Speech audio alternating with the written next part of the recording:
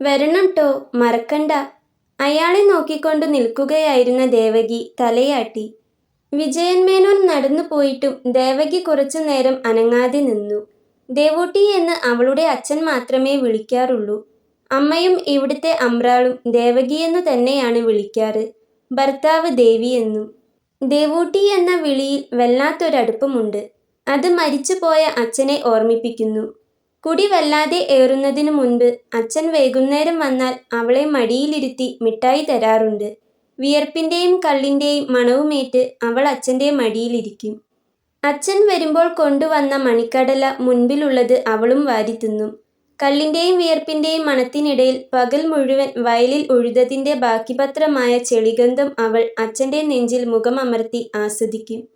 അവൾക്കാ മണം ഇഷ്ടമായിരുന്നു. പിന്നെ കുടി വല്ലാതെ കൂടിയപ്പോൾ എല്ലാം മാറിമറിഞ്ഞു. അച്ഛൻ വരുമ്പോഴേക്ക് അമ്മ അവളോട് കിടന്നുറങ്ങാൻ പറയും. മടിയിലിരുത്തലും അച്ഛൻ്റെ ലാളനയും അവൾക്ക് അന്യമായി. അതോടൊപ്പം അവളുടെ കുട്ടിക്കാലവും. അടുക്കളയുടെ വരാന്തയിലുള്ള കൊട്ടത്തളത്തിലാണ് പാത്രങ്ങൾ മോറുന്നത്.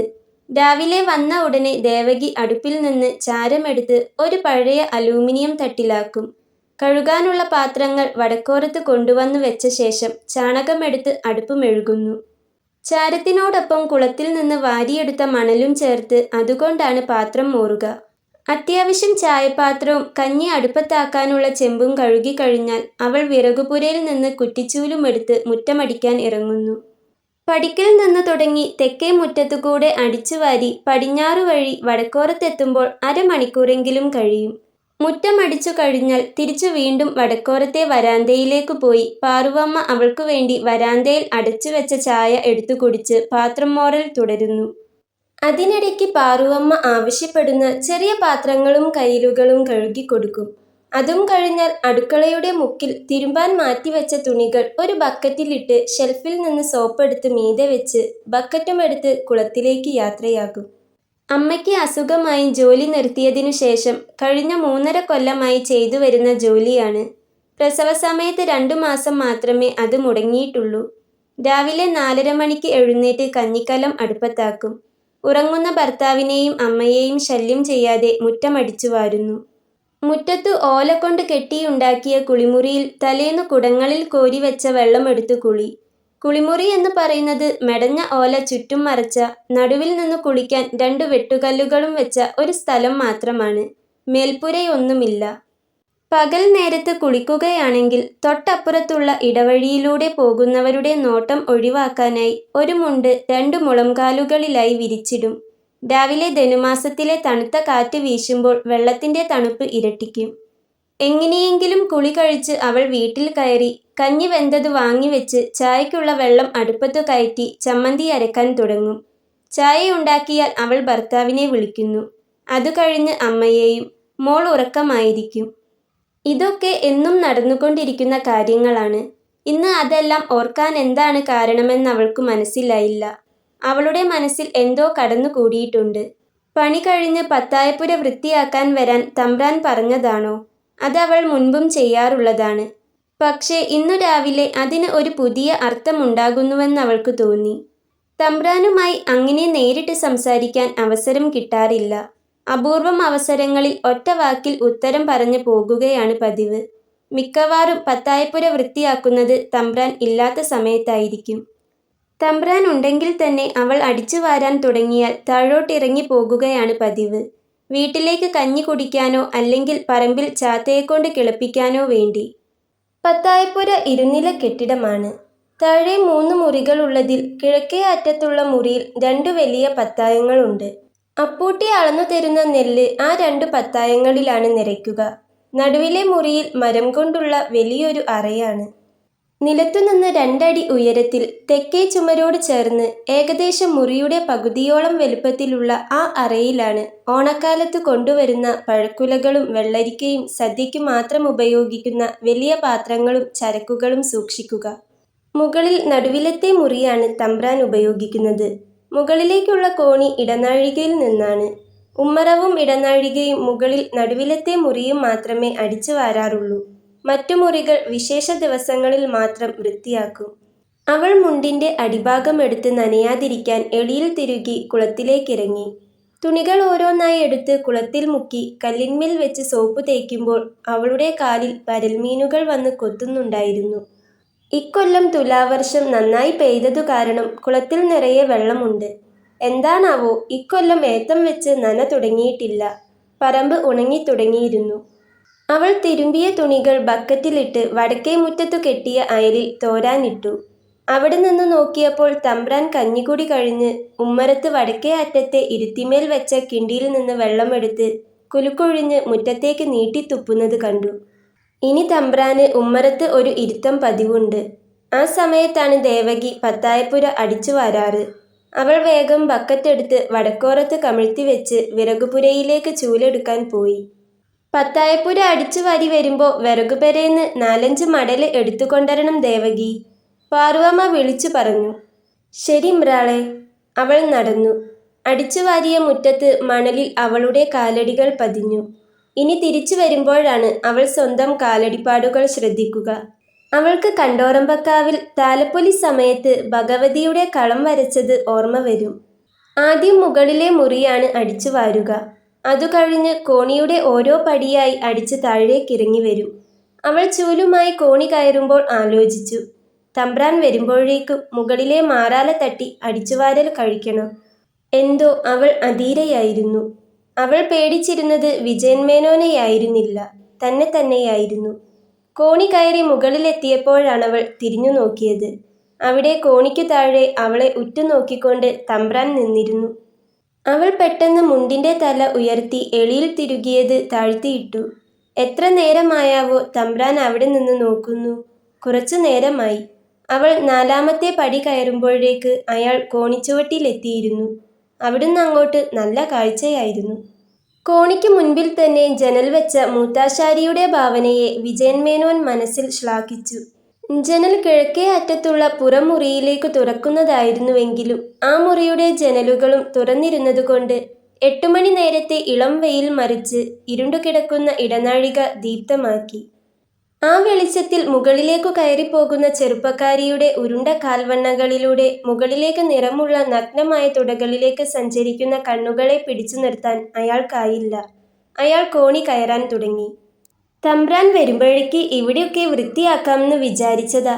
മാറാല തട്ടിത്തുടങ്ങിയ ഇവിടെയൊക്കെ നല്ല പൊടിയുണ്ടാവും. അയാൾ താഴോട്ടിറങ്ങി പോകുകയാണെങ്കിൽ പോട്ടെ എന്നു കരുതിയാണ് ദേവകി പറഞ്ഞത്. സാരില്ല, ഞാനുണ്ടെങ്കിലേ ശരിയാവൂ.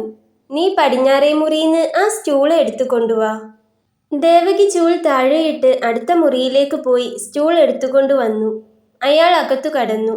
സ്റ്റൂൾ ഒരു മൂലയിലിട്ട ശേഷം അവൾ ചൂലുമായി അതിനു മുകളിൽ കയറി. ശരിയാണ്, മാറാലയുണ്ട്. അത് തട്ടിത്തുടങ്ങുമ്പോഴാണ് അവൾ കണ്ടത് വിജയൻ മേനോൻ സ്റ്റൂളിൻ്റെ മൂലയിൽ പിടിച്ചുകൊണ്ട് നിൽക്കുകയാണ്. ഇമ്രാൻ പിടിക്കൊന്നും വേണ്ട. അത് സാരില്ല, സ്റ്റൂൾ എങ്ങാനിളകി നീ താഴത്തെത്തിയാലോ. അവളൊന്നും പറയാതെ ജോലി തുടർന്നു. പക്ഷേ അവൾ അസ്വസ്ഥയായിരുന്നു. എന്തിനാണെന്ന് അവൾക്കു തന്നെ അറിയില്ല. തമ്പ്രാൻ ഇങ്ങനെയൊന്നും ആയിരുന്നില്ല. അടുത്ത കാലത്ത് അദ്ദേഹത്തെക്കുറിച്ച് ഓരോന്ന് കേൾക്കാൻ തുടങ്ങിയിരുന്നു. കുട്ടപ്പൻ്റെ കുടിയിൽ പോകാറുണ്ടെന്നും മറ്റും. അവൾക്ക് വലിയ അത്ഭുതമൊന്നും തോന്നിയില്ല. പുരുഷന്മാർ കുടിക്കുന്നില്ല എന്നു കേൾക്കുമ്പോഴാണ് അവൾക്ക് അത്ഭുതം തോന്നാറ്. അച്ഛൻ എന്നും കുടിച്ചു വന്നിരുന്നതുകൊണ്ട് അത് പൗരുഷത്തിൻ്റെ ചിഹ്നമായി അവൾ അംഗീകരിക്കുക കൂടി ചെയ്തിരുന്നു. ഭർത്താവ് ഗോപാലൻ അല്പസ്വല്പം കുടിക്കുമെന്ന് മനസ്സിലായപ്പോൾ അവൾ അതത്ര കാര്യമാക്കാതിരുന്നത് അതുകൊണ്ടാണ്. വയസ്സ് കൂടുംതോറും കുടിയുടെ അളവ് കൂടുമെന്നും അവൾക്കറിയാം. പക്ഷേ കുടിയോടൊപ്പം മറ്റു സ്വഭാവങ്ങളും വന്നു ചേരുമെന്നത് അവൾക്ക് മനസ്സിലാക്കാൻ പറ്റാത്ത കാര്യമാണ്. തൻ്റെ അടുത്തു താമസിക്കുന്ന കാച്ചാട്ടിലെ കൊച്ചമ്പ്രാനെപ്പറ്റി കേട്ടപ്പോൾ അവൾക്കു വല്ലാത്ത അത്ഭുതമായി. അയാളുടെ ഭാര്യ ചന്ദ്രിക എന്തൊരു ഭംഗിയാണ്. ഉടുത്തൊരുങ്ങി അമ്പലത്തിൽ പോകുമ്പോൾ ദേവകി കണ്ണിമയ്ക്കാതെ നോക്കി നിൽക്കാറുണ്ട്. വെണ്ണയുടെ നിറം, കടന്നു പോകുമ്പോൾ ചന്ദനത്തിൻ്റെയും പനിനീരിൻ്റെയും മണം, ചിരിക്കുമ്പോൾ എന്തു ഭംഗിയാണ്. പക്ഷേ അയാൾക്ക് കീഴേട്ടിലെ കമലമ്മയുമായി ഏർപ്പാടുണ്ടത്രേ. ഭംഗിയില് ചന്ദ്രികയുടെ അടുത്തൊന്നും നിൽക്കില്ല. നിറവുമില്ലാത്ത ഒരു സാധനം. പിന്നെ എന്തിനാണ്? അല്പസ്വല്പം കുടിയുണ്ട്. ആ വീട്ടിൽ ജോലിയെടുക്കുന്ന നാരായണി അതു പറഞ്ഞ ദിവസം അവൾക്ക് ഉറക്കമുണ്ടായിട്ടില്ല. ദേവകി അങ്ങനെയൊന്നുമായിരുന്നില്ല കരുതിയിരുന്നത്. ഈ തമ്പ്രാൻ്റെ അമ്രാളും ഇവിടെ വരാറുണ്ട്. അല്പം തടിച്ചിട്ടാണെങ്കിലും വെളുത്തു നല്ല ഭംഗിയുള്ള സ്ത്രീ. ആ തടിയും അവർക്ക് ഭംഗിയാണ്. അപൂർവമായേ വരാറുള്ളൂ. എന്തോ അവർക്ക് ഈ വീട്ടിലെ കാര്യങ്ങളൊന്നും പിടിക്കണില്ല. പാറുവമ്മ പറയാറുണ്ട്, ഇഷ്ടമുള്ളവര് വന്നാ മതി. തണുത്ത മട്ടിലുള്ള ആ നാത്തൂൻപോര് കണ്ട് ദേവകി ചിരിക്കും. അവൾ സ്റ്റൂളിൽ നിന്ന് ഇറങ്ങി. തമ്പ്രാൻ പിടിക്കാത്ത ഭാഗത്ത് അവൾ സൂക്ഷിച്ചാണ് ഇറങ്ങിയത്. സ്റ്റൂൾ നീക്കിയിട്ട് അവൾ വീണ്ടും കയറി. ഒരുപക്ഷെ താൻ വിചാരിക്കുന്ന പോലെയൊന്നും ഉണ്ടാവില്ല. തമ്പ്രാന് അങ്ങനത്തെ ഉദ്ദേശമൊന്നും ഉണ്ടാവില്ല, അവൾ ആശ്വസിച്ചു. തട്ടിൽ ആ ഭാഗവും വൃത്തിയാക്കി അവൾ ഇറങ്ങാനായി ഒരുങ്ങി. പെട്ടെന്നാണതുണ്ടായത്. അവൾ ഇറങ്ങാൻ ഉദ്ദേശിച്ച സ്ഥലത്തേക്ക് തമ്പ്രാൻ നീങ്ങി. ഒരു നിമിഷത്തിന്റെ അനിശ്ചിതത്വം. അവൾ മറുഭാഗത്തേക്ക് ഇറങ്ങാൻ നോക്കി. പക്ഷേ കാലുകൾ ആദ്യം ഇറങ്ങാൻ ഉദ്ദേശിച്ചിടത്തേക്കു തന്നെ നീങ്ങി. അവൾക്ക് പെട്ടെന്ന് അടിതെറ്റി. അവൾ തമ്പ്രാന്റെ കൈകളിലേക്ക് വീണു. തമ്പ്രാൻ അവളെ മുറുകെ പിടിച്ചിരിക്കുകയായിരുന്നു. അവൾ ഒന്നും ചെയ്യാൻ കഴിയാതെ അയാളുടെ കൈകളിൽ കിടക്കുന്നു. സാവധാനത്തിൽ, വളരെ സാവധാനത്തിൽ അവളെ ഇറക്കി വെച്ച് അയാൾ അവളെ പിടിച്ചുകൊണ്ട് നിന്നു. അവൾ കുതറുകയോ മാറാൻ ശ്രമിക്കുകയോ ചെയ്തില്ല. അവൾ സ്തബ്ധയായിരുന്നു. എന്താണ് സംഭവിച്ചത് എന്ന് മനസ്സിലാക്കാൻ അവൾക്ക് കുറച്ച് സമയം വേണ്ടി വന്നു. അവൾ അയാളുടെ കൈ വേർപിടിവിച്ച് മാറി നിന്നു. ഞാൻ പിടിച്ചില്ലായിരുന്നുവെങ്കിൽ നന്നായേനെ. ദേവകി ചിരിക്കാൻ ശ്രമിച്ചു. ഇനി പിന്നെ മതി, നീ കുറച്ചു നേരം അവിടെ ഇരിക്കി. അയാൾ കൈപിടിച്ച് അവളെ സ്റ്റൂളിന്മേൽ ഇരുത്തി. വീണു കിട്ടിയ ഭാഗ്യത്തിന് ദൈവത്തോട് നന്ദി പറഞ്ഞ് അയാൾ അവളുടെ ചുമലിൽ പിടിച്ചുകൊണ്ട് ചോദിച്ചു, വിഷമമൊന്നുമില്ലല്ലോ? അവൾ തലയാട്ടി. അയാളുടെ കൈകൾ അപ്പോഴും അവളുടെ ചുമലിലും പുറത്തുമായി സഞ്ചരിക്കുകയാണ്. നിരുപദ്രവമെന്ന് തോന്നിക്കുന്ന ചലനങ്ങൾ. അവളുടെ കാലുകൾ വിറയ്ക്കുന്നുണ്ടായിരുന്നു. എഴുന്നേറ്റു നടക്കാൻ കുറച്ചു സമയം വേണ്ടിവരും. വല്ലാത്തൊരു വീഴ്ചയാവേണ്ടതാണ്. ഒരാലംബവുമില്ലാതെ വീണതാണ്. ചുവരിൽ പിടിക്കാൻ നോക്കി. പിടുത്തം കിട്ടുന്നില്ല. അപ്പോഴാണ് തമ്പ്രാൻ താങ്ങിയത്. അതുകൊണ്ട് ഒരു പോറൽ പോലുമില്ലാതെ രക്ഷപ്പെട്ടു. അവൾക്ക് അയാളെ ഒരു വിധത്തിലും കുറ്റം പറയാൻ പറ്റിയില്ല. അയാൾ ചെയ്തത് കുറ്റമറ്റതായിരുന്നു. അതുകൊണ്ട് അയാൾ ചേർന്നു നിന്ന് പുറം തലോടുമ്പോൾ ഒന്നും പറയാനാവാതെ ഇരുന്നു. എഴുന്നേറ്റ് നടക്കാമെന്നായപ്പോൾ അവൾ എഴുന്നേറ്റു. ശരിയായി, ഇനി അടിക്കാം. അയാൾ അപ്പോഴും അവളോട് ചേർന്നു നിൽക്കുക തന്നെയാണ്. അയാൾ പറഞ്ഞു, ശരി, ഇനി സൂക്ഷിക്കണം കേട്ടോ. അവൾ തലയാട്ടിക്കൊണ്ട് സ്റ്റൂളിന്മേൽ കയറി. അയാൾ സ്റ്റൂൾ പിടിച്ചു കൊടുത്തു. അവൾ ഇറങ്ങുമ്പോൾ ഒരനുഷ്ഠാനം പോലെ അയാൾ അവളുടെ കൈ പിടിച്ച് സഹായിച്ചു. അവൾ ആലോചിക്കുകയായിരുന്നു, എന്താണ് സംഭവിക്കുന്നത്. അവൾക്ക് ഒറ്റയ്ക്ക് ചെയ്യാൻ പറ്റിയിരുന്ന ഒരു കാര്യത്തിനാണ് ഇപ്പോൾ വലിയൊരു സഹായം നിർബന്ധിതമായി നീണ്ടുവരുന്നത്. തനിക്കത് തട്ടിമാറ്റിക്കൊണ്ട് പറയാം, താൻ ഒറ്റയ്ക്ക് ചെയ്തു കൊള്ളാമെന്ന്. പക്ഷേ നാവു വഴങ്ങുന്നില്ല. സ്നേഹം എന്നത് അവളെ സംബന്ധിച്ചിടത്തോളം ഒരപൂർവ വസ്തുവായിരുന്നു. അച്ഛൻ അവളെ സ്നേഹിച്ചിരുന്നു. മടിയിൽ കയറ്റിയിരുത്തിക്കൊണ്ട് അദ്ദേഹം അത് പ്രകടിപ്പിച്ചിരുന്നു. അമ്മയാണത് നിർത്തിയത്. കുറച്ചുകൂടി വലുതായപ്പോൾ അവൾക്കതിൻ്റെ കാരണം മനസ്സിലായി. അമ്മ അവളോട് ഒരിക്കലും സ്നേഹം കാണിച്ചിട്ടില്ല. മനസ്സിൽ സ്നേഹം ഉണ്ടെന്നറിയാം. പക്ഷേ അത് അനുഭവിക്കണമെങ്കിൽ കാട്ടുക തന്നെ വേണം. പിന്നെ കല്യാണം കഴിഞ്ഞപ്പോൾ കിട്ടിയ ആൾ സ്നേഹം ഒട്ടും കാണിക്കാത്ത ആളാണ്. ഇല്ലാത്ത സാധനം എങ്ങനെ കാണിക്കുമെന്നു കൂടി അവൾ ആലോചിക്കാറുണ്ട്. അയാളുടെ ആവശ്യങ്ങൾ നടത്തുക എന്നതിനപ്പുറം ഒന്നുമില്ല. അങ്ങനെയിരിക്കുമ്പോഴാണ് തമ്പ്രാൻ ഇങ്ങനെ കൈനീട്ടി വരുന്നത്. അത് സ്നേഹമല്ല, പ്രകടനാത്മകത മാത്രമാണെന്ന് വിശ്വസിക്കാൻ അവൾ തയ്യാറായില്ല. അവളുടെ ഉള്ളിലുള്ള എന്തോ ഒന്ന് അങ്ങനെ ചിന്തിക്കുന്നതിൽ നിന്ന് വിലക്കുകയാണ്. വീണു കിട്ടിയത് മുക്കുപണ്ടമായാലും ശരി, അവൾ എടുത്തണിയുകയാണ്. വിജയൻ മേനോൻ സംസാരിക്കാൻ തീർച്ചയാക്കി. അതാണ് ഒരു സ്ത്രീയുടെ ഹൃദയത്തിലേക്കുള്ള എളുപ്പവഴിയെന്നയാൾ മനസ്സിലാക്കിയിരുന്നു. തനിക്കാണെങ്കിൽ ആ വഴിയിലൂടെ നടക്കാൻ ഇഷ്ടവുമാണ്. ദേവകിയുമായി ഇതിനു മുൻപ് കാര്യമായി സംസാരമൊന്നും ഉണ്ടായിട്ടില്ല. ചെയ്യേണ്ട കാര്യങ്ങളെപ്പറ്റിയുള്ള ഒന്നോ രണ്ടോ വാക്യത്തിലൊതുങ്ങുന്ന നിർദ്ദേശങ്ങൾ മാത്രം. ഇപ്പോൾ അവൾ തൊട്ടടുത്ത് നിൽക്കുമ്പോൾ സംസാരിക്കാൻ തന്നെ വിജയൻ മേനോൻ തീർച്ചയാക്കി. ദേവൂട്ടിയുടെ മോൾ എങ്ങനെയാണ്?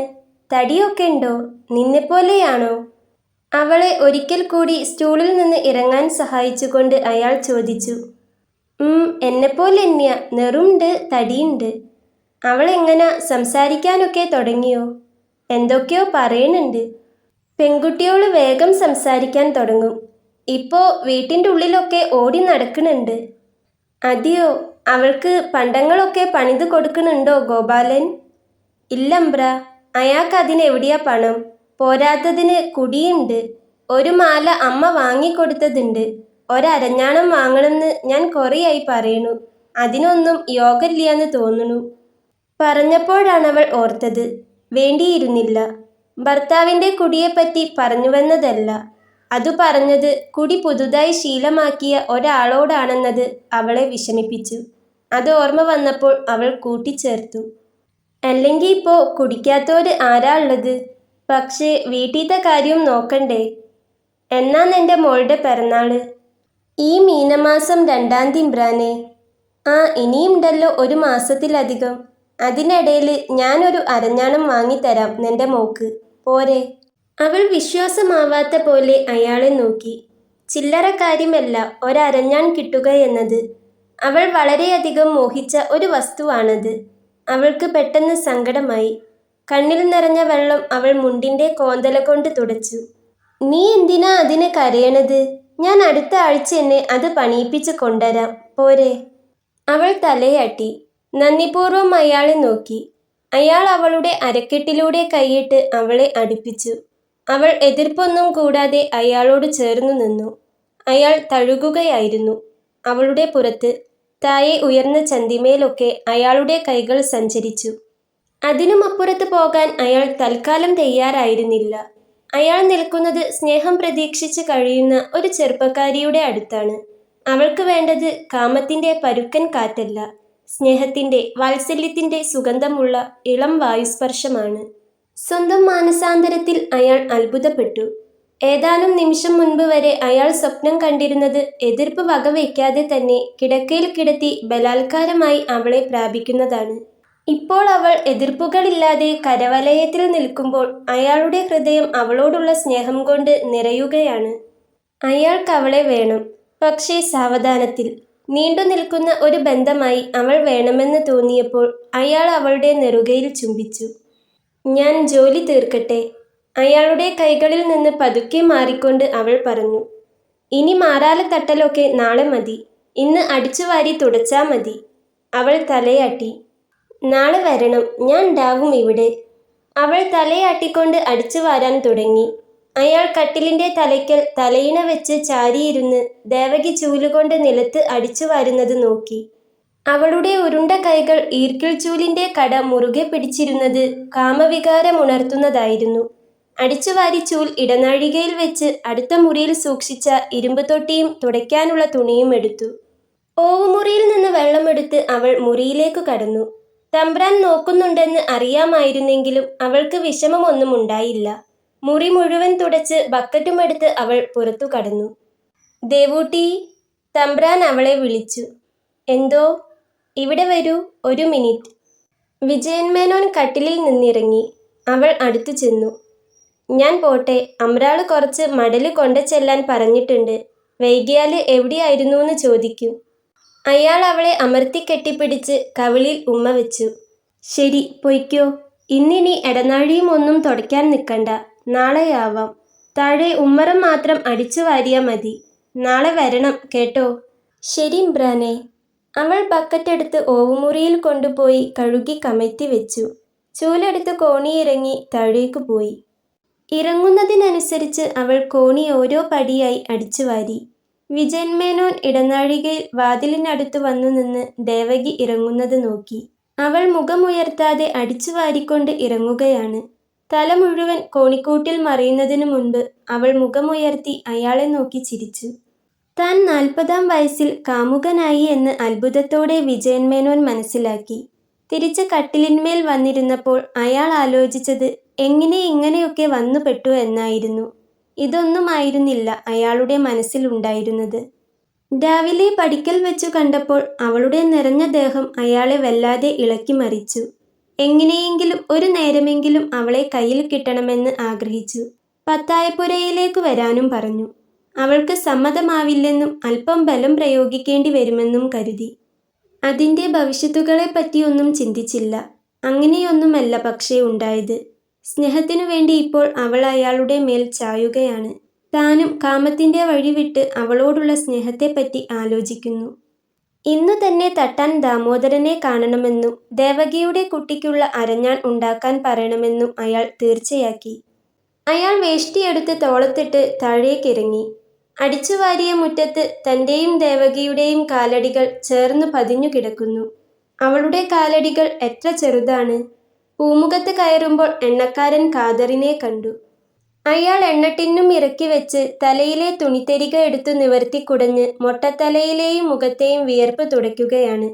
ഉമ്മറത്ത് ഒതുക്കുകല്ലിൽ ഇരിക്കാൻ ഊന്നിയ ഖാദർ വിജയൻ മേനോനെ കണ്ടപ്പോൾ ഭവ്യതയോടെ എഴുന്നേറ്റ് നിന്നു. ഇരിക്ക് ഖാദറെ, വില എങ്ങനെയുണ്ടിപ്പോ? കുറച്ച് കൂടിയിട്ടുണ്ട് ഏമാനെ. ടിന്നുമ്മല് 2 ഉറുപ്പിക. ഇനിയും കൂടുന്നാ പറഞ്ഞു കേക്കണത്. കൂടട്ടെ, ഇങ്ങനെ വില താണോണ്ടിരുന്ന തേങ്ങ വെറുതെ കൊണ്ടോയിക്കോളാൻ പറഞ്ഞാ കൂടി ആളുണ്ടാവില്ല. തെങ്ങ് കയറ്റക്കാരൊക്കെ കൂടി യൂണിയൻ ഉണ്ടാക്കാൻ പോണു. കൂലി ഇനിയും കൂടുന്നൊക്കെ കേൾക്കാനുണ്ട്. ഇനി അതും കൂടിയേ വേണ്ടു. ഒരു ഭാഗത്ത് തേങ്ങയ്ക്ക് ആവശ്യക്കാരില്ലാതാവുക, ഒപ്പം കൂലിയും കൂടി വരിക. തെങ്ങൊക്കെ വെട്ടി എള്ള് വിതയ്ക്കാ നല്ലതെന്ന് തോന്നുന്നു. ഒക്കെ ഈ കമ്മ്യൂണിസ്റ്റുകാർ ചെയ്യണ പണിയാ. എന്താ ചെയ്യ, നാട് കുട്ടിച്ചോറാക്കാൻ തന്നെ തീരുമാനിച്ചാല്. ചക്കിൽ ആട്ടിയെടുത്ത വെളിച്ചെണ്ണയുടെ വാസന വായുവിൽ പടർന്നു. ഖാദർ ആഴ്ചയിൽ 3 ദിവസം വീട്ടുമുറ്റത്തുള്ള ചക്കിൽ കാളകളെ ഉപയോഗിച്ച് എണ്ണയാട്ടുന്നു. ബാക്കി ദിവസങ്ങളിൽ എണ്ണട്ടിന്നും തലയിലേറ്റി വീടായ വീടുകൾ കയറിയിറങ്ങുന്നു. അപ്പോൾ ആയിഷുമ്മ ചക്കിന്മേൽ കയറിയിരിക്കും. മാസത്തിൽ 2-3 ദിവസം ആട്ടുന്നത് എള്ളാണ്. എള്ളെണ്ണയും കൊണ്ട് മാസത്തിലൊരിക്കലേ വരൂ. അതെന്നാണെന്ന് പതിവുകാർക്ക് അറിയാം. വിജയൻ മേനോൻ അകത്തേക്ക് പോയി. പാറുവമ്മ 2 കുപ്പികളുമായി വരുന്നുണ്ട്. ഏട്ടാ. 2 മാസത്തെ പണം കൊടുക്കാനുണ്ട് ഖാദറിന്. എത്ര ഉണ്ടാവും? ഈ മാസം വാങ്ങണതും കൂട്ടിയ 30-ലും മീതെയാവും. തൽക്കാലം 20 കൊടുക്ക്. ബാക്കി അടുത്ത പ്രാവശ്യം വരുമ്പോ കൊടുക്കാമെന്ന് പറയ്. അയാൾ കീശയിൽ നിന്ന് 10-ന്റെ 2 നോട്ടുകൾ എടുത്ത് പെങ്ങൾക്ക് കൊടുത്തു. ചെലവ് നല്ലോണം കൂടുന്നുണ്ട്. എന്താ, എണ്ണ കുടിക്കണുണ്ടോ ഇവിടെ ആരെങ്കിലും? അയാൾ മറുപടിയൊന്നും പ്രതീക്ഷിക്കാതെ കടന്നുപോയി. പാറുവമ്മ മറുപടിയൊന്നും കൊടുക്കാറില്ല. വെളിച്ചെണ്ണയ്ക്ക് നല്ല ചിലവ് തന്നെയാണ്. പപ്പടമില്ലാതെ ആങ്ങളയ്ക്ക് ഊണ് കഴിക്കാൻ പറ്റില്ല. അത് 2 നേരവും വേണം താനും. മെഴുക്കുപുരട്ടിയിലും അല്പം എണ്ണ കുറഞ്ഞാൽ മതി പറയും. എണ്ണയ്ക്ക് ഇത്ര ദാരിദ്ര്യായോ? ദിവസവും തേച്ചുകുളിയുണ്ട് മൂപ്പർക്ക്. അതിന് തന്നെ വേണം നാഴി എണ്ണ. തലയിൽ തേക്കാൻ ജീരകമിട്ട് നീരറുത്ത വെളിച്ചെണ്ണ വേറെ വേണം. എന്നിട്ട് അതിനു പണം ചോദിക്കുമ്പോൾ. വിജയൻ മേനോൻ ഒതുക്കുകൾ ഇറങ്ങുമ്പോൾ ഖാദർ 2 കുപ്പികളിൽ എണ്ണ നിറച്ച് ടിന്നടയ്ക്കുകയാണ്. ടിൻ മരത്തിന്റെ അടപ്പുകൊണ്ടടച്ച് പുറത്തു തൂവിപ്പോയ ഏതാനും തുള്ളി എണ്ണ വിരലുകൾ കൊണ്ട് തോണ്ടിയെടുത്ത് കാലിന്മേലും തലയിലും പുരട്ടുകയാണ് അയാൾ. ഞാനൊന്ന് പുറത്തിറങ്ങാണ് ഖാദറെ. ആ ശരി ഏമാനെ. ഖാദർ ഭവ്യതയോടെ ചിരിച്ചുകൊണ്ട് എഴുന്നേറ്റു. എണ്ണക്കാരൻ നല്ല ശകുനമാണോ? വിജയൻ മേനോൻ ആലോചിച്ചു. നല്ലൊരു കാര്യത്തിനാണ് പോകുന്നത്. അല്ലെങ്കിൽ ഇതിലൊക്കെ വല്ല കാര്യമുണ്ടോ? തട്ടാൻ ദാമോദരന്റെ പണിപ്പുര വീട്ടിന്റെ തെക്കുവശത്ത് ഉണ്ടാക്കിയ ചായ്പിൽ തന്നെയാണ്. ദാമോദരൻ പിച്ചളയുടെ കുഴലും പിടിച്ച് ഊതുകയാണ്. മുൻപിലുള്ള ബക്കറ്റ് ചൂളയിൽ ചിരട്ടയുടെ കനൽ ജ്വലിച്ചു. അയാളുടെ തലയിലെ വെള്ളിനൂലുകൾ ചാഞ്ഞുവരുന്ന സൂര്യപ്രകാശത്തിൽ തിളങ്ങി. ആ തമ്പ്രാനോ, ഇരിക്കുക. അയാൾ എഴുന്നേൽക്കാതെ ഒരു സ്റ്റൂൾ നീക്കിയിട്ടു കൊടുത്തു. അതിന്മേൽ ഇരുന്നു കൊണ്ട് അയാൾ തട്ടാൻ കുഴലുകൊണ്ട് ഊതി കനൽ ജ്വലിപ്പിച്ച് ഒരു സ്വർണ്ണത്തകിട് തിരുകി വെക്കുന്നത് നോക്കി. കുഴൽ നിലത്തുവെച്ച് അയാൾ കണ്ണടയിലൂടെ വിജയൻ മേനോനെ നോക്കി. എന്താണാവോ വേണ്ടത്? ഒരരഞ്ഞാണാ വേണ്ടത് ദാമോദര. 2 വയസ്സായ കുട്ടിക്ക്. ആരാണാവോ? ഭാര്യ വീട്ടിലത്തെ ഒരു കുട്ടിയാണ്, പെൺകുട്ടി. ഒരുമാതിരി കനമായിക്കോട്ടെ. മുത്തരഞ്ഞാണല്ലേ, അതാ കുട്ടികൾക്ക് നല്ലത്. രാവിലെ ദേവകിയെ സ്റ്റൂളിന്മേൽ നിന്ന് ഇറക്കുമ്പോൾ അവളുടെ അരക്കെട്ടിലൂടെ കൈയോടിച്ചത് വിജയൻ മേനോൻ ഓർത്തു. അവളുടെ അരക്കെട്ടിന്റെ മിനുസവും ഉറപ്പും ഓർമ്മ വന്നപ്പോൾ അയാൾ പറഞ്ഞു, ആയിക്കോട്ടെ. ഒരു 1.5 പവൻ വരും. കുഴപ്പമില്ലല്ലോ. അതിലും കുറച്ചും ഉണ്ടാക്കാം. പക്ഷേ ഞണുങ്ങിപ്പോവും. വേണ്ട, കുറയ്ക്കണ്ട. 1.5 ആയിക്കോട്ടെ. എപ്പോഴേക്കാ ആവുക? ഒരു 5 ദിവസം പിടിക്കും. പോരെ? ആ മതി. തട്ടാൻ ആവശ്യപ്പെട്ട അച്ചാരവും കൊടുത്ത് പുറത്തിറങ്ങിയപ്പോൾ വിജയൻ മേനോന് തോന്നിയത് കുട്ടപ്പന്റെ കുടിലിൽ കയറി ആഘോഷിക്കാനായിരുന്നു. ഇത്രയും രാവിലെ കുടിച്ചാൽ ശരിയാവില്ലെന്ന് തോന്നിയപ്പോൾ അത് വേണ്ടെന്ന് വെച്ചു. ഏതായാലും രാവിലെ തൊട്ട് ലഹരിയിലാണ്. ഇനി നാളെ രാവിലെ വരെ കാക്കണം, കൂടുതൽ ലഹരിക്ക്. അറുമുഖന് പേടി പിടിച്ചിട്ടുണ്ടാവുമെന്നാണ് പത്മിനി കരുതിയത്. അങ്ങനെയൊന്നുമല്ല കാര്യമെന്ന് അവനെ കണ്ടപ്പോൾ മനസ്സിലായി. അവനൊരു പച്ചളിപ്പാമ്പിനെ പിടിച്ച് ഉയർത്തി കാട്ടുകയാണ്. കൊച്ചമ്പ്രാട്ടി, ഒരു പച്ചളിപ്പാമ്പ്! പത്മിനിക്ക് അറപ്പാണുണ്ടായത്. അവൾ പറഞ്ഞു. അതിനെ വലിച്ചെറിയ അറുമുഖ, അത് കടിക്കും. അറുമുഖൻ അതിനെ മുഖത്തിനെതിരെ പിടിച്ച് പരിശോധിക്കുകയാണ്. പാമ്പ് മരണഭയത്തോടെ അവന്റെ മെലിഞ്ഞ കൈകളിൽ ചുറ്റി. ഇത് കടിക്കൂല കൊച്ചമ്പ്രാട്ടി, അത് കണ്ണില് കൊത്തും, നീ അതിനെ വലിച്ചെറിയ്. അതൊരു കാവത്തിൻ വള്ളി പോലെ അറുമുഖന്റെ കയ്യിൽ ചുറ്റിപ്പിടിച്ചിരിക്കയാണ്. നല്ല ബുദ്ധി തോന്നിയെന്നു തോന്നുന്നു. അവൻ സാവധാനത്തിൽ അതിനെ കയ്യിൽ നിന്ന് അടർത്തിയെടുത്ത് വേലിയിൽ പടർന്നു പിടിച്ച വള്ളികൾക്കു മീതെ വെച്ചു. പാമ്പ് അവനെ കൗതുകത്തോടെ നോക്കി വലിയ ധൃതിയൊന്നും കാണിക്കാതെ ഇഴഞ്ഞു പോവുകയും ചെയ്തു. "ന്റെ അടുത്ത് നിന്നെ കടിച്ച പാമ്പിന്റെ പടമുള്ള പുസ്തകമുണ്ട്," പത്മിനി പറഞ്ഞു. "സ്കൂളിൽ പഠിക്കണതാ?" "പണ്ട് പഠിച്ചിരുന്ന പുസ്തക. അതില് അണ്ണാണ്ട്, മുയലുണ്ട്, നരിയും പുലിയും ഒക്കെ ഉണ്ട്. നിനക്ക് കാണണോ?" പാമ്പിന്റെയും അണ്ണാന്റെയും ഒക്കെ പടമുള്ള പുസ്തകം. അവനോടക്കാര്യം ആരും ഇതുവരെ പറഞ്ഞിട്ടില്ല. പറഞ്ഞിരുന്നെങ്കിൽ അവൻ പഠിത്തം തുടർന്നേനെ. 1-ാം ക്ലാസ്സിൽ കുറച്ചു ദിവസം ഇരുന്നപ്പോൾ തന്നെ അവന് മതിയായി. ഉച്ചയ്ക്ക് പാൽപ്പൊടിയിട്ടു തിളപ്പിച്ചുണ്ടാക്കിയ പാൽ കുടിക്കാൻ കിട്ടുമെന്ന ഒരേ ഒരു കാര്യത്തിന് ദിവസം മുഴുവൻ ക്ലാസ്സുമുറിയിൽ ചടഞ്ഞിരിക്കുന്ന പരിപാടി അവന് ഇഷ്ടപ്പെട്ടില്ല. കാര്യങ്ങൾ മെച്ചപ്പെടുന്നുണ്ടോ എന്ന് നോക്കാനായി അവൻ ഒരാഴ്ച മഴ കൊണ്ട് തണുത്തുവിറച്ച് സ്കൂളിൽ പോയി. അതിനേക്കാൾ കൂടുതൽ കാര്യങ്ങൾ ഒരു ദിവസം വെറുതെ പറമ്പിൽ അലഞ്ഞു തിരിഞ്ഞാൽ പഠിക്കാമെന്നവൻ മനസ്സിലാക്കി. പോരാത്തതിന് ഒരു ഗ്ലാസ് പാലിനു വേണ്ടി സ്വാതന്ത്ര്യം പണയം വയ്ക്കാൻ അവൻ തയ്യാറായതുമില്ല. പിന്നെ അങ്ങോട്ട് തിരിഞ്ഞു നോക്കിയിട്ടില്ല. അവൻ തലയാട്ടി. "എന്നാ വാ, ഞാൻ എടുത്തുകൊണ്ടുവരാം." പത്മിനി ഓടിപ്പോയി. അകത്തു തപ്പി പുസ്തകം എടുത്തുകൊണ്ടു വന്നപ്പോഴേക്കും അറുമുഖൻ പടി കടന്ന് മുറ്റത്തേക്കുള്ള നടപ്പാതയിൽ എത്തിയിരുന്നു. പത്മിനി 2-ാം ക്ലാസ്സിൽ പഠിച്ച പുസ്തകമായിരുന്നു അത്. പുസ്തകം തുറന്ന് പാമ്പിന്റെ പടമുള്ള പേജെടുത്ത് അവൾ അറുമുഖനെ കാണിച്ചു. അവന്റെ കണ്ണു തള്ളിപ്പോയി. ചിത്രത്തിന്റെ ചുവട്ടിൽ പാമ്പ് എന്നെഴുതിയത് ചൂണ്ടിക്കാട്ടി അവൻ ചോദിച്ചു. "ഇത് പാമ്പെന്ന് എഴുതിയതാ?" അവന് എഴുതാനും വായിക്കാനും ഒട്ടും അറിയില്ലെന്ന ധാരണ പത്മിനിക്കും ഉണ്ടായിരുന്നില്ല. അവൾ ചോദിച്ചു. "അപ്പോൾ നിനക്ക് എഴുതാനും വായിക്കാനും ഒട്ടും അറിയില്ലേ?" അവൻ ഇല്ലെന്ന് അല്പം ദൈന്യതയോടെ തലയാട്ടി. "നിനക്ക് പഠിക്കണോ അറുമുഖ?" അറിവു നേടുന്നതിൻ്റെ വിഷമമാർഗങ്ങളെക്കുറിച്ചും അപകട സാധ്യതകളെക്കുറിച്ചും അവൻ കുറച്ചുനേരം വിചിന്തനം നടത്തി. അതിൻ്റെ ഒടുവിൽ പറഞ്ഞു. "കൊച്ചമ്പ്രാട്ടി പഠിപ്പിക്കാച്ചാല് ഞാൻ പഠിക്കാം." "നോക്കട്ടെ, ഞാൻ മണ്ടന്മാരെ പഠിപ്പിക്കാറില്ല. അതുകൊണ്ട് മണ്ടനല്ല എന്നത് ഒരാഴ്ചയ്ക്കുള്ളിൽ തെളിയിക്കണം. പിന്നെ നീ എന്നേക്കാൾ 3 വയസ്സിന് മൂത്തതാണെങ്കിലും ഗുരുനാഥ എന്ന നിലയ്ക്ക് എനിക്ക് ദക്ഷിണ തരണം." "ദക്ഷിണാന്ന് വെച്ചാല്?" "ദക്ഷിണയല്ല, ദക്ഷിണ." "അതെന്താണ്, എന്തിനാണ് എന്ന് അവൾക്കും വലിയ രൂപമില്ല." "ഒരു വെറ്റിലയും അടയ്ക്കയും വേണം. അതിൻ്റെ ഇടയിൽ അരയണ വെച്ച് എനിക്ക് തന്നിട്ട് എൻ്റെ കാല് തൊട്ട് നെറുകയിൽ വെക്കുക. അതാണ് ദക്ഷിണ." "ന്റേല് ഒരു മുക്കാലുണ്ട്." അവൻ ട്രൗസറിൻ്റെ പോക്കറ്റിൽ നിന്ന് ഒരു ഓട്ടമുക്കാൽ എടുത്ത് പൊക്കിക്കാട്ടി. പത്മിനി നോക്കി. "പകുതിയെങ്കിൽ പകുതി. ഇനി കണ്ടോറമ്പക്കാവിലെ ഭഗവതിക്ക് വഴിപാട് കൊടുക്കാൻ ഒരു മുക്കാലും കൂടി മതിയല്ലോ." "നീ നിക്ക്, ഞാൻ വെറ്റിലയും അടയ്ക്കയും കൊണ്ടുവരാം." അവൾ അകത്തേക്കോടി. വിജയൻ മാമയുടെ ചെല്ലം പടിഞ്ഞാറ്റയിലിട്ട ബെഞ്ചിന്മേലാണിരിക്കുന്നത്. ജനലില്ലാത്ത മുറിയാണ് പടിഞ്ഞാറ്റ. പുറത്തെ വെളിച്ചത്തിൽ നിന്ന് വരിക കാരണം അവളുടെ കണ്ണ് മഞ്ഞളിച്ചിരുന്നു. അവൾ തപ്പി ചെല്ലമെടുത്ത് തുറന്ന് വാതിലിൻ്റെ വെളിച്ചത്തിൽ കൊണ്ടുവന്ന് ഒരു വെറ്റിലയും പകുതി അടയ്ക്കയും എടുത്തു. അറുമുഖൻ കാത്തു നിൽക്കുന്നുണ്ടായിരുന്നു. "നീ കിഴക്കോട്ട് തിരിഞ്ഞു നിൽക്ക്." വെറ്റിലയും അടയ്ക്കയും കയ്യിൽ കൊടുത്ത് പത്മിനി പറഞ്ഞു. "ആ, ഇനി മുക്കാല് അതിൻ്റെ നടുവിൽ വെച്ചിട്ട് എൻ്റെ കയ്യിൽ താ. എന്നിട്ട് എൻ്റെ കാല് തൊട്ട് നെറുകയിൽ വെക്ക്." അറുമുഖൻ പത്മിനി പറഞ്ഞതുപോലെ ചെയ്തു. ഗുരുമുഖത്തു നിന്ന് ഇനി എന്താണ് വരാൻ പോകുന്നതെന്നറിയാൻ കാത്തുനിന്നു. "ഞാൻ പോ വരാം, ഇതൊന്ന് കൊണ്ടേയ്ക്കട്ടെ." അവൾ അകത്തേക്കോടി. വിജയൻ മാമ ചെല്ലം അന്വേഷിക്കുമ്പോഴേക്ക് വെറ്റിലയും അടയ്ക്കയും അതിൻ്റെ സ്ഥാനത്തു തന്നെ കൊണ്ടുപോയി വെച്ചില്ലെങ്കിൽ അവളുടെ ഗുരുസ്ഥാനം അടിയിലായിരിക്കും കലാശിക്കുക.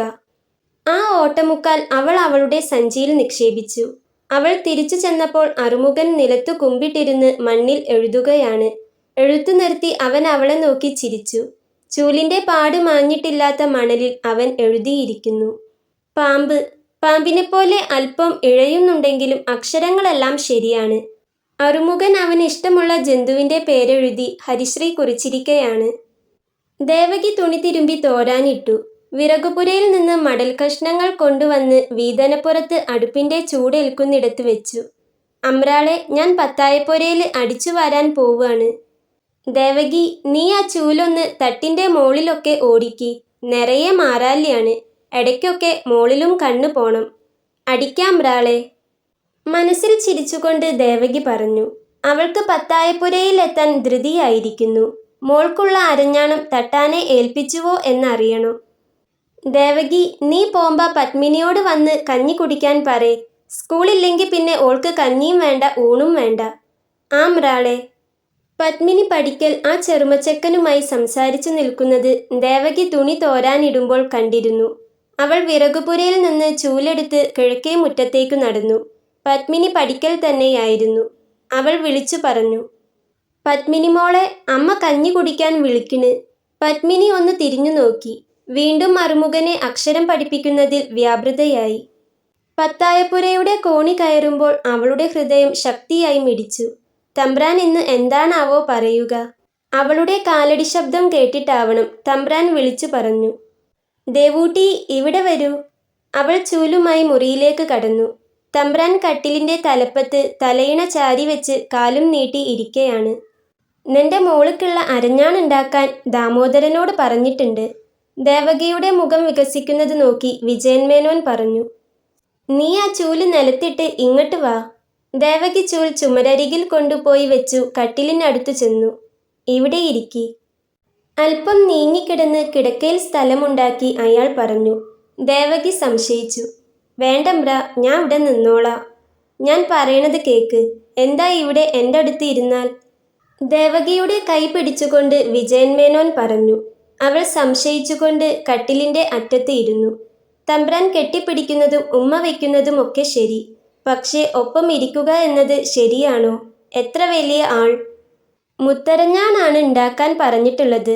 നല്ല കട്ടിയിൽ പണിയാൻ പറഞ്ഞിട്ടുണ്ട്. 1.5 പവനുണ്ടാവും. മുത്തുകൾ ഞെണുങ്ങൊന്നുമില്ല. ഇമ്രാൻ്റെ ദയോണ്ട് എൻ്റെ മോക്ക് ഒരരഞ്ഞാണുണ്ടാവാൻ പോണ്. അവൾ നന്ദിയോടെ അയാളെ നോക്കി.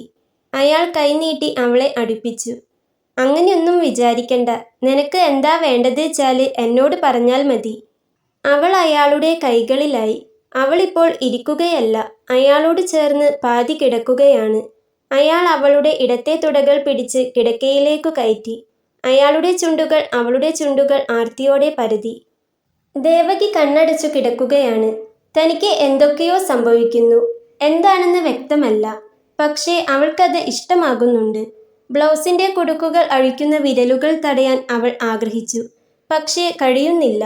അവളുടെ കൈകൾ അയാളുടെ പുറത്ത് വിശ്രമിക്കുകയാണ്. ബ്ലൗസിൻ്റെ കുടുക്കുകൾ മുഴുവൻ വിടുവിച്ച കൈകൾ ബോഡീസിൻ്റെ കെട്ടഴിക്കുകയാണ്. അവൾ ഒന്നുകൂടി ചേർന്നു കിടന്നു. അവളുടെ കൈകൾ അയാളുടെ പുറത്ത് അള്ളിപ്പിടിക്കുകയാണ്. വിജയൻ മേനോന്റെ കൈകൾ വീണ്ടും താഴേക്ക് സഞ്ചരിച്ചു. മുണ്ടിൻ്റെ കുത്ത് അഴിയാൻ ധൃതിയായി അയഞ്ഞു കിടന്നു.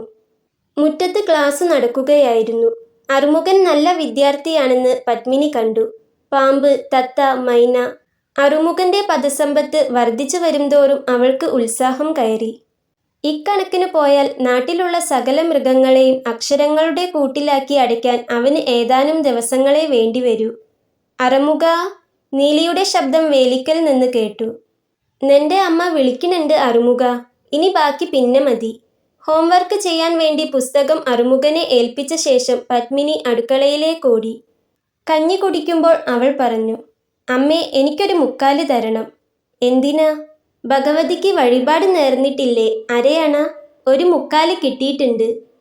എവിടുന്ന്? എനിക്ക് ഗുരുദക്ഷിണ കിട്ടിയതാ. ഗുരുദക്ഷിണയോ? അതെ അമ്മേ, ഗുരുദക്ഷിണ. കാര്യമറിഞ്ഞപ്പോൾ അവർ ദേഷ്യപ്പെടുകയാണ് ചെയ്തത്. പാവം ആ ചെക്കൻ മിഠായി വാങ്ങാൻ കരുതി വെച്ചതായിരിക്കും. എന്തിനാ അത് വാങ്ങിയത്? അതിപ്പോൾ തന്നെ തിരിച്ചു കൊടുക്ക്. പക്ഷേ അമ്മേ, അത് അവനെ രക്ഷിക്കാൻ വേണ്ടി വഴിപാട് നേർന്നതല്ലേ. അതിന് അവൻ്റെ അടുത്തുനിന്നാണോ വാങ്ങുക? നമ്മുടെ രണ്ടാളുടെയും കൂടി വഴിപാടിനുള്ള ഒരണ ഞാൻ ഭഗവതിയുടെ പടത്തിൻ്റെ മുമ്പിൽ വെച്ചിട്ടുണ്ട്. വഴിപാട് നേർന്ന അപ്പം തന്നെ പണം മാറ്റി വെക്കണം. പിന്നെ അത് ഉപയോഗിക്കാനൊന്നും പാടില്ല. നീ ഇപ്പം തന്നെ ആ പണം അവന് തിരിച്ചു കൊടുക്കണം. ഞാൻ പിന്നെ കൊടുക്കാം അമ്മേ. അവൻ കുറച്ച് കഴിഞ്ഞാൽ വരും. ആട്ടെ, നീ എന്തിനാ അവൻ്റെ അടുത്തുനിന്ന് പണം വാങ്ങിയത്? ഗുരുദക്ഷിണയാ അമ്മേ. ഞാൻ അവന് പാഠം പഠിപ്പിച്ചു കൊടുക്കുകയാണ്. കുനിഞ്ഞിരുന്ന് കഞ്ഞി കുടിക്കുന്ന മകളെ പാറുവമ്മ നോക്കി. അവളുടെ മാറിൽ അല്പം തുടിപ്പ് കാണുന്നത് അവരെ അസ്വസ്ഥയാക്കി. അവൾക്ക് ഈ വരുന്ന മിഥുനത്തിൽ 11 തികയും. പിന്നെ വയസ്സറിയിക്കാൻ വലിയ താമസമൊന്നും ഉണ്ടാവില്ല. നീ എന്താണ് ബ്ലൗസ് ഇടാതെ നടക്കുന്നത്? രാവിലെ നല്ല തണുപ്പുണ്ട്. വീട്ടിൽ നിന്നിടണ ബ്ലൗസൊക്കെ കീറിയിരിക്കണു അമ്മേ. ഞാൻ എന്താ ചെയ്യാ? നിന്റെ മാമയോട് എത്രയായി പറയണു? ഇവിടുത്തെ കാര്യങ്ങൾ നടത്താൻ ഞാനിനി കക്കാൻ പോണ്ടി വരും. അപ്പൂട്ടി പാട്ടം അളക്കണതോണ്ട് പട്ടിണിയില്ല. അല്ലെങ്കിൽ റേഷൻ തൊട്ട് വാങ്ങേണ്ടി വരുമായിരുന്നു. അതെങ്കിലും നിൽക്കാഞ്ഞാൽ മതിയായിരുന്നു. നീ ആ കീറിയ ബ്ലൗസൊക്കെ ഒന്ന് എടുത്തു വെക്കി. ഞാൻ സമയം കിട്ടുമ്പോൾ തുന്നിത്തരാം. പിന്നെ ആ ചെക്കൻ്റെ മുൻപിൽ ബ്ലൗസ് ഇടാണ്ട് നിൽക്കരുത്. അവൾക്ക് അമ്മ പറയുന്നത് മനസ്സിലായില്ല. അവൾ ചോദിച്ചു, അതുകൊണ്ട് എന്താ അമ്മേ? ഞാൻ പറയണത് അങ്ങോട്ട് കേട്ടാ മതി. നീ പോയിട്ട് അവനോട് കഞ്ഞി കുടിക്കാൻ വരാൻ പറയേ. അച്ഛനും പിന്നീട് ഭർത്താവും ഉണ്ടായിരുന്നപ്പോൾ കാര്യങ്ങൾ ഇങ്ങനെയൊന്നും ആയിരുന്നില്ല. പുറത്ത് കൊടും ദാരിദ്ര്യം പാവപ്പെട്ടവരെ പട്ടിണിയിലാഴ്ത്തുമ്പോഴും വീട്ടിനുള്ളിൽ കാര്യങ്ങൾ ഭംഗിയായി നടന്നിരുന്നു. പാറുവമ്മ ഓർത്തു. ലക്ഷ്മി അന്ന് 5-6 വയസ്സായ ദേവകിയെയും കൂട്ടിയാണ് പണിക്ക് വരാറ്. ദേവകിയെക്കൊണ്ട് ജോലി എടുപ്പിക്കാനല്ല, അവൾക്ക് എന്തെങ്കിലും തിന്നാൻ കിട്ടിക്കോട്ടെ എന്ന് വെച്ചായിരുന്നു. ലക്ഷ്മി ജോലിയെടുക്കുമ്പോൾ ദേവകി വടക്കോറത്തിനും താഴെ ഇറക്കത്തിലുള്ള ഉരൽപ്പുരയുടെ ചാണകം തേച്ച നിലത്തിരുന്ന് കളിക്കും. ഉച്ചയ്ക്ക് അരി വാർത്തു കഴിഞ്ഞാൽ ആ കുത്തരിക്കഞ്ഞിവെള്ളം കലത്തിലാക്കി ലക്ഷ്മി വീട്ടിലേക്ക് കൊണ്ടുപോകും. തലേന്നു രാത്രി ബാക്കി വന്ന ചോറും അവൾ കലത്തിലാക്കി കൊണ്ടുപോകും. അത് എന്നും ഉണ്ടായെന്നു വരില്ല. ഈ ചോറ് കഞ്ഞിവെള്ളത്തിലിട്ടു തിളപ്പിച്ചായിരുന്നു അവൾ വീട്ടിൽ കഞ്ഞി വിളമ്പിയിരുന്നത്. ഒരു ദിവസം ഓർമ്മയില്ലാതെ അമ്മ കഞ്ഞിവെള്ളം പശുവിനുള്ള കാടിവെള്ളത്തിൽ ഒഴിച്ചു. അതറിഞ്ഞപ്പോൾ ലക്ഷ്മിക്ക് വിഷമമായി. കാടിവെള്ളം നിറച്ച പാത്രത്തിൽ നോക്കി അവൾ കുറച്ചു നേരം നിന്നു. അവളുടെ വാടിയ മുഖം പാറുവമ്മയ്ക്ക് ഇപ്പോഴും ഓർമ്മയുണ്ട്. ഒരീസം പശുക്കളും നല്ല വെള്ളം കുടിക്കട്ടെ ലക്ഷ്മി എന്ന് പറഞ്ഞതിന് ലക്ഷ്മി അന്ന് അമ്മയെ ശപിച്ചിട്ടുണ്ടാകും. വീട്ടിൽ അവളുടെ ഭർത്താവും സുഖമില്ലാത്ത അമ്മയും ഈ കഞ്ഞിവെള്ളം ആശ്രയിച്ചാണിരിക്കുന്നത്. അമ്മയ്ക്ക് ആങ്ങളമാരില്ലാഞ്ഞതുകൊണ്ട് പാറുവമ്മയ്ക്ക് അമ്മാമ്മന്മാരുടെ വക ദ്രോഹം സഹിക്കേണ്ടി വന്നില്ല. മുത്തശ്ശൻ നേരത്തെ തന്നെ 3 മക്കൾക്കായി സ്വത്ത് മുഴുവൻ ഭാഗിച്ചു വെച്ചു. അമ്മയുടെ ചേച്ചി കല്യാണം കഴിഞ്ഞെങ്കിലും തറവാട്ടിൽ തന്നെയായിരുന്നു താമസം. മുത്തച്ഛൻ്റെ ഏറ്റവും താഴെയുള്ള മകളുടെ കല്യാണം കഴിഞ്ഞിരുന്നില്ല. സുന്ദരിയാണെങ്കിലും അല്പം മുടന്തുണ്ടായിരുന്നതുകൊണ്ടാണ് കല്യാണമൊന്നും തരമാവാഞ്ഞത്. പാറുവിന് ചെറിയമ്മയെ ഇഷ്ടമായിരുന്നു. തറവാട്ടിൽ പോയാൽ അവരായിരുന്നു പാറുവിൻ്റെ കാര്യങ്ങളെല്ലാം നോക്കുക. കുളിപ്പിച്ചു കൊടുക്കും, മുടി തോർത്തി വേരെടുത്ത ശേഷം പിന്നിയിട്ടു കൊടുക്കും. നാലുകെട്ടിൽ മിക്ക ദിവസങ്ങളിലും അർദ്ധരാത്രി ഒരു യക്ഷിയുടെ തേരോട്ടമുണ്ടെന്ന് പറഞ്ഞത് അവരാണ്. പണ്ടെങ്ങോ പത്തായപ്പുരയിൽ വെച്ച് മരിച്ച ചെറുപ്പക്കാരിയുടെ പ്രേതമാണതെന്ന് ചെറിയമ്മ പറഞ്ഞു. അതു ശരിയാണെന്ന് പാറുവിനറിയാം. അവൾ 1-2 തവണ അവിടെ പോയി താമസിച്ചപ്പോൾ കണ്ടിട്ടുള്ളതാണത്. ഒരിക്കൽ രാത്രി ഉണർന്ന് മൂത്രമൊഴിക്കാൻ പോയപ്പോഴാണ് കണ്ടത്. നടുമിറ്റത്തെ ഇരുട്ടിനെ അകറ്റാൻ മാത്രം പര്യാപ്തമായ നേരിയ നിലാവ് മുകളിലൂടെ താഴോട്ടിറങ്ങി വരുന്നുണ്ട്. പാറു ഷിമ്മീസ് പൊന്തിച്ച് ഷെഡിയും താഴ്ത്തി നടുമിറ്റത്തിൻ്റെ അരികിൽ ഇരുന്നതാണ്. അപ്പോഴാണ് നിഴൽ പോലെ ഒരു രൂപം ദേഹമാസകലം വെളുത്ത തുണി കൊണ്ട് മൂടി മറുവശത്തേക്ക് പോകുന്നത് കാണുന്നത്. അത് എവിടുന്നാണ് വന്നതെന്നു മനസ്സിലായില്ല. ആ രൂപം നടക്കുകയായിരുന്നില്ല, ഒഴുകുകയായിരുന്നുവെന്ന് പാറുവിന് തോന്നി. പാറു പേടിച്ച് ധൃതിയിൽ മൂത്രമൊഴിക്കൽ പാതിക്കു നിർത്തി ഷെഡി വലിച്ചു കയറ്റി മുറിയിലേക്ക് ഓടിപ്പോയി തലയാസകലം മൂടി പുതച്ചു കിടന്നു. പിറ്റേന്ന് ചെറിയമ്മയോട് പറഞ്ഞപ്പോഴാണ് യക്ഷിയുടെ തേരോട്ടത്തിൻ്റെ കഥ കേൾക്കുന്നത്. അവർ പാറുവിനെ ശാസിച്ചു. തേരോട്ടം കണ്ടാൽ അതിനെപ്പറ്റി ആരോടെങ്കിലും പറയുന്നത് യക്ഷിക്കിഷ്ടമല്ലെന്നും മനസ്സിൽ വയ്ക്കാനേ പാടൂ എന്നും അവർ പറഞ്ഞു. പിന്നെ കുറേ കാലം കഴിഞ്ഞ് കാര്യങ്ങളെപ്പറ്റി കുറച്ചൊരു പിടിപാടുണ്ടായപ്പോഴാണ് അവിടെ ജോലിക്ക് നിന്നിരുന്ന ഭവാനിയുടെ കൊള്ളിച്ചുകൊണ്ടുള്ള സംസാരത്തിൽ നിന്ന് തൻ്റെ രാത്രികൾ ഭയപൂർണമാക്കിയിരുന്ന ആ തേരോട്ടത്തിൻ്റെ അർത്ഥം പാറുവിന് മനസ്സിലായുള്ളൂ. അപ്പോഴേക്ക് ചെറിയമ്മ മരിച്ചു. എങ്ങനെയാണ് മരിച്ചതെന്ന് ആരും പറഞ്ഞില്ല. അങ്ങനെയുള്ള കാര്യങ്ങളൊന്നും ആ വീട്ടിൽ സംസാരിച്ചിരുന്നില്ല. പിന്നെ മുത്തശ്ശൻ മരിച്ചു. അതിനുശേഷം തറവാട്ടിൽ ചുരുക്കമായേ പോകാറുള്ളൂ. തൻ്റെ കല്യാണം കഴിഞ്ഞ് താമസിയാതെ അമ്മയും അച്ഛനും മരിച്ചു. ഏട്ടന്റെ കല്യാണം കഴിഞ്ഞതോടെ താനും ഭർത്താവും ഒരു കൊച്ചു കുട്ടിയും മാത്രമായി ഈ വലിയ വീട്ടിൽ. കല്യാണം കഴിഞ്ഞ ശേഷം ഏട്ടൻ ഭാര്യ വീട്ടിൽ തന്നെയായിരുന്നു. പകൽ വല്ലപ്പോഴും തറവാട്ടിലേക്ക് വരും, കാര്യങ്ങൾ അന്വേഷിക്കും. ഇവിടെ അളിയൻ കാര്യങ്ങൾ ഭംഗിയായി നടത്തുന്നുണ്ടെന്നറിയാം. എങ്കിലും എല്ലാം വിട്ടുകൊടുക്കാൻ ഒരു ഭയം. ഭാഗം കഴിച്ചാലോ എന്നാലോചിച്ചതാണ്. അതു കഴിഞ്ഞാൽ ഭാര്യ വീട്ടിൽ സ്ഥിരതാമസമാക്കേണ്ടി വരും. ഭാര്യ വീട്ടിൽ താമസിക്കാൻ വിജയേട്ടന് വിഷമമുണ്ടായിട്ടൊന്നുമല്ല. പക്ഷേ അളിയന്മാരെ ഭയന്ന് ജീവിക്കേണ്ടി വരുമെന്ന് തോന്നിയപ്പോൾ അത് വേണ്ടെന്ന് വെക്കുകയായിരുന്നു. എന്തായാലും അതൊരു നല്ല കാലമായിരുന്നു. ഓണത്തിനും വിഷുവിനും പുതിയ വസ്ത്രങ്ങൾ. ഓണത്തിന് മുന്നോടിയായി ചാലിയൻ നാണു വീതിയുള്ള കരയുള്ള മുണ്ടുകൾ കൊണ്ടുവരും. ടൗണിലുള്ള തുണിപ്പീടികയിൽ നിന്ന് പത്മിനിക്ക് ഭംഗിയുള്ള കുഞ്ഞിയുടുപ്പുകളും തനിക്ക് ഒന്നരയ്ക്കായി ഒരു കുത്ത് മല്ലുമുണ്ടും വാങ്ങും. അളിയന് ഓണപ്പുടവ കൊടുക്കാനായി ഡബിൾ മുണ്ടും ഷർട്ടിന്റെ തുണിയും പ്രത്യേകം വാങ്ങും. ഏട്ടന്റെ വകയായി തനിക്കും പത്മിനിക്കും വസ്ത്രങ്ങൾ വേറെയുണ്ടാവും. അപ്പൂട്ടി കാണിക്കയായി കൊണ്ടുവരുന്ന നേന്ത്രക്കുലകളും പച്ചക്കറികളും അറ കഴിഞ്ഞ് പടിഞ്ഞാറ്റയുടെ പകുതി നിലം അപഹരിക്കും. പടിഞ്ഞാറ്റയുടെ തട്ടിന്റെ വളമേൽ വെള്ളരിക്കയും കുമ്പളങ്ങയും തൂങ്ങി. കറവയുള്ള പശുക്കൾക്ക് കറവ വറ്റിയാൽ അപ്പൂട്ടി നോക്കാൻ കൊണ്ടുപോകും. പിന്നെ ചവിട്ടിച്ച് ചെന പിടിച്ച് പെറ്റ ശേഷം കുട്ടിയുമായി കൊണ്ടുവരും. എപ്പോഴും കറവയുള്ള 2 പശുക്കൾ തൊഴുത്തിലുണ്ടാവാറുണ്ട്. ഭർത്താവിന്റെ മരണം എല്ലാം മാറ്റിമറിച്ചു. 4 മാസം അദ്ദേഹം സുഖമില്ലാതെ കിടന്നു. കടുത്ത ചുമയും നെന്നുവേദനയുമായിരുന്നു. വൈദ്യർ ആഴ്ചയിലൊരിക്കൽ വന്ന് കഷായത്തിനുള്ള കുറിപ്പ് എഴുതി കൊടുക്കും. ലക്ഷ്മി ആ മരുന്നുകൂട്ട് വാങ്ങിക്കൊണ്ട് വന്ന് ഉരലിലിട്ട് ഇടിക്കും. ഇടങ്ങഴി വെള്ളത്തിലിട്ട് തിളപ്പിച്ച് നാഴിയാക്കി കുറുക്കി വയ്ക്കും. കഷായങ്ങൾക്കും മരുന്ന് നെയ്യുകൾക്കും ആ മനുഷ്യനെ രക്ഷിക്കാനായില്ല. അറുമുഖൻ അടുക്കളയുടെ വാതിൽക്കൽ വന്ന് എത്തി നോക്കിയപ്പോൾ പാറുവമ്മ ചിന്തയുടെ ലോകത്തിൽ നിന്ന് തിരിച്ചു വന്നു. അവർ അവനുള്ള കഞ്ഞി കുണ്ടൻ പാത്രത്തിൽ വിളമ്പി വടക്കോരത്ത് കൊണ്ടുപോയി വെച്ചു. രാത്രിയിൽ ബാക്കി വന്ന സാമ്പാർ ഒരു പാത്രത്തിലാക്കി അതും ഒപ്പം വെച്ചു. അറുമുഖൻ മുറ്റത്തേക്കിറങ്ങി പ്ലാവില പെറുക്കി കുമ്പിൾ കൂട്ടി. ഈ ദേവകിക്ക് എന്താത്ര താമസം? അവൾ വന്നിട്ട് വേണം മെഴുക്കുപുരട്ടിക്കുള്ള കഷ്ണം നുറുക്കിക്കാൻ. മാറാലയുടെ കാര്യം ഇന്ന് പറയേണ്ടിയിരുന്നില്ല. ഇനി അതും വെച്ച് പോണ വരെ സമയം കളയും. 4 ദിവസമായി പടിഞ്ഞാറേ പറമ്പിലെ വാഴ വെട്ടിയിട്ട്. അതിന്റെ ഉണ്ണിപ്പിണ്ടി എടുത്തു കൊണ്ടുവരാൻ പറയണം. 2 ദിവസം അതുകൊണ്ട് കഴിച്ചു കൂട്ടാം. വേറെ പച്ചക്കറിയൊന്നും അന്വേഷിക്കണ്ട. സാമ്പാറിന് 4 വെണ്ടക്ക പറിക്കാറായിട്ടുണ്ട്, അതും എടുക്കാം. ദേവകി പത്തായപ്പുരയിൽ മറ്റൊരു ലോകത്തായിരുന്നു. ഇങ്ങനെ സുഖം അവൾ ജീവിതത്തിൽ അനുഭവിച്ചിട്ടില്ല. ഭർത്താവിന്റെ ഒപ്പം വെറുതെ കിടന്നു കൊടുക്കുക എന്നതിനപ്പുറമൊന്നും അവൾക്കറിയാമായിരുന്നില്ല. കല്യാണം കഴിഞ്ഞ് ആദ്യത്തെ ഏതാനും ദിവസങ്ങൾ മാത്രമേ ഇതൊരു രസകരമായ കാര്യമാണെന്ന് തോന്നിയിട്ടുള്ളൂ. അന്നെല്ലാം അവൾ രാത്രികൾക്കു വേണ്ടി കാത്തിരുന്നു. ഭർത്താവ് വരുമ്പോഴേക്കു തന്നെ മുറിയിൽ ചാണകമെഴുകിയ നിലത്ത് പായ വിരിച്ചു. അടപോലെയായിരുന്ന 2 തലയിണകൾ കല്യാണത്തിനു മുമ്പ് തന്നെ വെയിലു കൊള്ളിച്ച് പദം വരുത്തിയിരുന്നു. മൺകൂജയിൽ വെള്ളം നിറച്ചതിനരികെ കുപ്പിഗ്ലാസ് എടുത്തുവെച്ചു. മുറിക്കു പുറത്ത് കോലായിൽ കലത്തിൽ വെള്ളവും മുക്കിയെടുക്കാൻ പാത്രവും തയ്യാറാക്കി. ഗോപാലൻ 8 മണിയോടെ ജോലി കഴിഞ്ഞ് എത്തും. ധൃതിയിൽ കുളിച്ചു വരും. വന്നാലുടൻ ചോറ് വിളമ്പണം. വിളമ്പിക്കൊടുക്കുമ്പോൾ ഗോപാലൻ വൈകുന്നേരം വരുന്ന വഴി തോട്ടുവക്കിലെ ചിന്നന്റെ കുടിയിൽ നിന്ന് അകത്താക്കിയതിന്റെ മണം അവളുടെ മൂക്കിലെത്തും. അവൾ ഒന്നും പറയില്ല. എന്തെങ്കിലും പറയുന്നത് അയാൾക്കിഷ്ടമല്ല. ഊണ് കഴിഞ്ഞാൽ ദേവകിയുടെയും അമ്മയുടെയും ഭക്ഷണം കഴിയുന്നതുവരെ ഗോപാലൻ മുറ്റത്ത് ഉലാത്തും. അവൾ ധൃതിയിൽ ഊണു കഴിച്ച് മറ്റു കാര്യങ്ങൾ അമ്മയെ ഏൽപ്പിച്ച് ഉമ്മറത്തേക്ക് പോകും. അവൾ തയ്യാറായി എന്നറിയിക്കാനാണ്. അയാൾ വലിച്ചുകൊണ്ടിരുന്ന ബീഡിക്കുറ്റി വലിച്ചെറിഞ്ഞ് അകത്തേക്ക് വരും. ആദ്യത്തെ 2 ദിവസത്തെ ഓർമ്മയിൽ അവൾ തന്നെ ബ്ലൗസിന്റെ കുടുക്കുകൾ അഴിക്കും. ധൃതി കാരണം കുടുക്കുകൾ അഴിച്ചു മാറ്റാനുള്ള ക്ഷമയൊന്നും അയാൾക്കില്ല. ചിന്നന്റെ മേശയ്ക്ക് മുൻപിൽ നിന്ന് എഴുന്നേറ്റാൽ അഴിച്ചുവിടുന്ന ഭാവനയുടെ അന്ത്യമാണ്. ഇതുമാത്രമേ അയാൾക്കൊരു വിനോദമുള്ളൂ.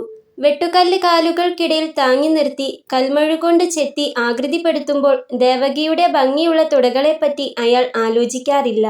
കല്ലിനു പകരം ചെത്തിപ്പോവുക സ്വന്തം കാലാവും. ചിന്നന്റെ കുടിലിൽ നിന്ന് തോട്ടുവക്കിലൂടെ വീട്ടിലേക്കു നടക്കുമ്പോൾ അയാൾ ദേവകിയെപ്പറ്റി ഓർക്കും. ഒപ്പം ജോലിയെടുക്കുന്ന സ്ത്രീകളെക്കാൾ ദേവകി എന്തുകൊണ്ടും സുന്ദരിയാണെന്ന അറിവിൽ സ്വകാര്യമായി സന്തോഷിക്കും. അകത്തു ചെന്ന സാധനം ഈ ചിന്തയ്ക്ക് വളം വെച്ചു കൊടുക്കുന്നതോടെ നടത്തം ധൃതിയിലാവുന്നു. കുളിയും ഊണും കഴിഞ്ഞ് ഭാര്യയെ കയ്യിൽ കിട്ടാൻ തിരക്കാവുന്നതുകൊണ്ട് ദേവകി അടുത്തു കിടന്നാൽ അവതരണമൊന്നും കൂടാതെ നേരെ വിഷയത്തിലേക്കു കടക്കും. ദേവകി ബ്ലൗസിന്റെ കുടുക്കുകളിട്ട് മുണ്ടുടുത്ത് കിടക്കുമ്പോഴേക്കും ഗോപാലൻ ഉറക്കം തുടങ്ങിയിട്ടുണ്ടാവും. ആദ്യത്തെ ഏതാനും ദിവസങ്ങളിലുണ്ടായ സ്വന്തം വികാരത്തള്ളിച്ച കുറഞ്ഞു വരുന്നത് ദേവകിക്ക് അനുഭവപ്പെട്ടു. പിന്നീടുള്ള ദിവസങ്ങളിൽ വികാരങ്ങൾ ഉണർന്നെഴുന്നേൽക്കുമ്പോഴേക്ക് ഭർത്താവ് നിർത്തിയിട്ടുണ്ടാവും. അങ്ങനെയൊക്കെയായിരിക്കും കാര്യങ്ങൾ എന്നവൾ സമാധാനിച്ചു. അവൾ ജോലിക്ക് പോകാതിരുന്നതുകൊണ്ട് തന്റെ സ്വകാര്യങ്ങൾ പങ്കുവയ്ക്കാൻ, കാര്യങ്ങൾ ഒത്തുനോക്കാൻ പറ്റിയ കൂട്ടുകാരികളും അവൾക്കുണ്ടായിരുന്നില്ല. ഇന്ന് തമ്പ്രാൻ അവളുടെ ദീർഘനിദ്രയിലായിരുന്ന വികാരങ്ങളെ തൊട്ടുണർത്തിയപ്പോഴാണ് അവൾക്ക് ഒന്ന് ഒത്തുനോക്കാനുള്ള അവസരം കിട്ടിയത്. അപ്പോഴാണ് ഭർത്താവിൽ നിന്ന് ലഭിക്കുന്നതിലധികം താൻ അർഹിക്കുന്നില്ലേ എന്നവൾ ആലോചിച്ചത്. ഇന്ന് പക്ഷേ തമ്പ്രാന് കൊടുക്കുന്നതിലധികം തനിക്ക് ലഭിക്കുന്നു എന്ന തോന്നൽ കലശലായപ്പോൾ അവൾ പറഞ്ഞു, "മതി ഇമ്പ്ര." "എന്തിനാ മതിയാക്കണത് ദേവൂട്ടി? നിക്ക് അടുക്കളയില് ജോലിയുണ്ട് തമ്പ്ര. നാളെയും വരണം, ഞാൻ ഉണ്ടാവും ഇവിടെ." "ശരിമ്പ്ര." അവൾ എഴുന്നേറ്റ് ഓവറയിൽ പോയി തിരിച്ചു വന്നു. തട്ടുടുത്ത് വരുന്ന ദേവകിയെ നോക്കിക്കൊണ്ട് വിജയൻ മേനോൻ കട്ടിലിൽ ചാരിയിരുന്നു. അവൾ നിലത്ത് വീണുകിടക്കുന്ന മുണ്ട് ധൃതിയിലെടുത്തുടുത്തു. ഓവറയിലേക്ക് പോകുമ്പോൾ അതെടുക്കാൻ മറന്നിരുന്നു. മുറിയുടെ മൂലയിൽ ചാരിവെച്ച ചൂലെടുത്ത് അവൾ പുറത്തു കടന്നു. ഇനി മാറാല തട്ടൽ പിന്നെയാവാം. അവൾ വേഗം ഇടനാഴിക അടിച്ചു വാരാൻ തുടങ്ങി. പടിഞ്ഞാറേ പറമ്പിൽ പോയി വാഴയുടെ ഉണ്ണിപ്പിണ്ടി എടുക്കുമ്പോൾ അവളുടെ കൈകൾ മിനുസമുള്ള വാഴത്തടിമേൽ തട്ടി. അവൾ ആ തടിമേൽ കൈകൊണ്ട് തടവി നോക്കി. തമ്പ്രാന്റെ കൈകൾ. ആലസ്യത്തിൽ കിടക്കുന്ന അവളുടെ തുടമേൽ സ്നേഹപൂർവ്വം തലോടിയിരുന്നത് അവൾക്ക് ഓർമ്മ വന്നു. അവൾ സ്വയം സമാധാനിക്കാൻ എന്ന പോലെ പറഞ്ഞു, "ഇങ്ങനെയും ആയിക്കൂടെ?